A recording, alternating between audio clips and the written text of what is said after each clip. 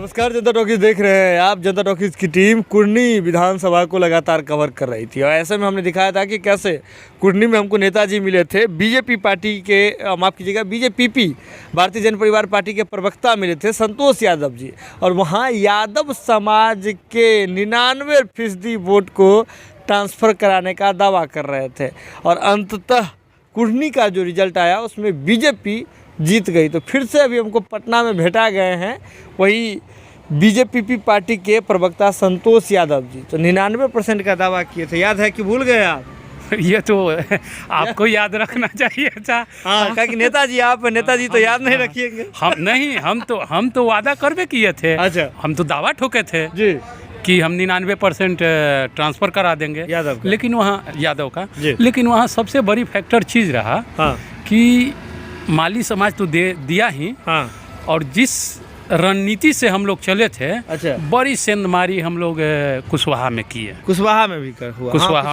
कुशवाहा में किए, कुर्मी में भी, कुर्मी में भी किए। अच्छा, और चूँकि माली और कुशवाहा का बड़ भाई छोट भाई का नाता है। अच्छा, दोनों में माली समाज का माली का ही उपजाति कुशवाहा है। कुशवाहा का उपजाति माली है कि माली का उपजाति कुशवाहा? नहीं, माली का उपजाति कुशवाहा है। माली का उपजाति कुशवाहा है। माली का उपजाति कुशवाहा है जी। तो वहाँ जाकर हम लोग कुर्नी में समझाने का प्रयास किया और लोग समझे भी इस बात को। अच्छा। कि सही बात है भाई। अब मान लीजिए घर में दो भाई है, हाँ, और एक को हक अधिकार मिल चुका है या एक को नहीं मिला है, हाँ। इस पर तो सब कोई सोचेगा, आप भी सोचिएगा। अच्छा, ये बात हमको बताइए कि जैसे अपना और क्या समाज की बात कर लेते हैं, बड़ा भाई को मिल गया एकदम पूरा धन, बाबूजी वाला रुपया पैसा, छोटा भाई को नहीं मिला तो बड़ा भाई देता है जी? देखिए यही यहाँ तो फैक्टर है, ठीक है। हाँ।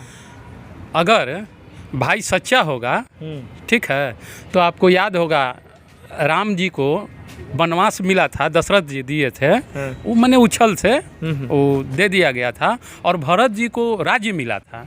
लेकिन भरत जी ऐसा त्यागी थे कि उस राज्य को एक्सेप्ट नहीं किए और अपना बड़े भाई का पादुका रख कर और उसको प्रतिदिन सुबह पैर पकड़ के मैंने आशीर्वाद लेकर और अपने राज्य को चलाते थे। ये सब बात जो है आप समीकरण जोड़ने के लिए तो नहीं कह रहे हैं, क्योंकि आप जैसे माली समाज की पार्टी का आप प्रवक्ता हैं।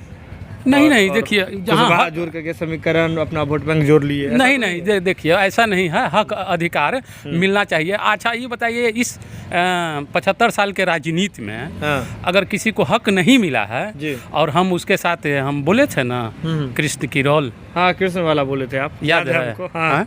तो कहने का मतलब है कि हक अधिकार इस प्रजातंत्र में सबको मिलना चाहिए जी। तो मतलब लग रहा है कि अब राजनीति में स्थापित एकदम हो रही है आपकी पार्टी।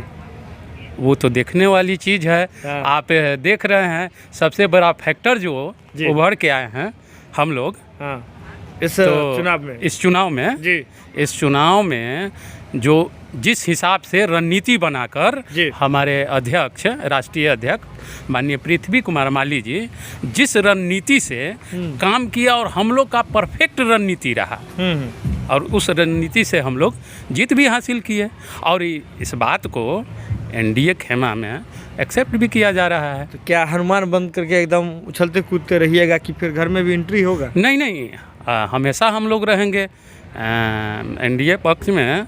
एनडीए पक्ष में रहिएगा कि एनडीए में रहिएगा?